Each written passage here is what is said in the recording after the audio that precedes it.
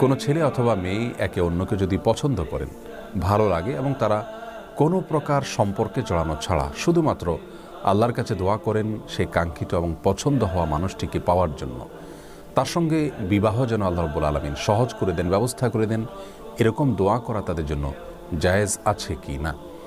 এই প্রশ্নের উত্তরে আমরা সহিহ মুসলিমের একটি হাদিস উল্লেখ করতে পারি, যেখানে প্রিয় নবী সাল্লাল্লাহু আলাইহি সাল্লাম ইরশাদ করেছেন, লা ইয়াজালু ইউস্তাজাবু লিল আবদ মা লাম ইয়াদউ বিইসমিন আও কাতিআতি রাহমিন মা লাম ইস্তাজিল। অর্থাৎ বান্দার দোয়া আল্লাহ রাব্বুল আলামিন ততক্ষণ পর্যন্ত কবুল করতে থাকেন যতক্ষণ না সে কোনো পাপের কাজের জন্য দোয়া না করে এবং আত্মীয়তার সম্পর্ক ছিন্ন করার জন্য দোয়া না করে এবং তাড়াহুড়ো না করে। তার মানে দোয়ার ক্ষেত্রে শুধুমাত্র তিনটি ক্ষেত্রে দোয়া করা নিষেধাজ্ঞা রয়েছে।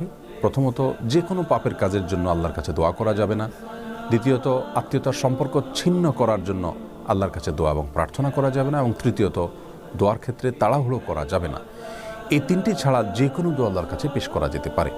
এ হাদিসের আলোকে আমরা বলতে পারি যে সুনির্দিষ্ট করে কাউকে জীবনসঙ্গী হিসেবে পাওয়ার জন্য আল্লাহ রাব্বুল আলামিনের কাছে দোয়া করাতে ইসলামী শরিয়ার দৃষ্টিকোণ থেকে মৌলিকভাবে কোনো বাধা নেই, এভাবে দোয়া করা যেতে পারে।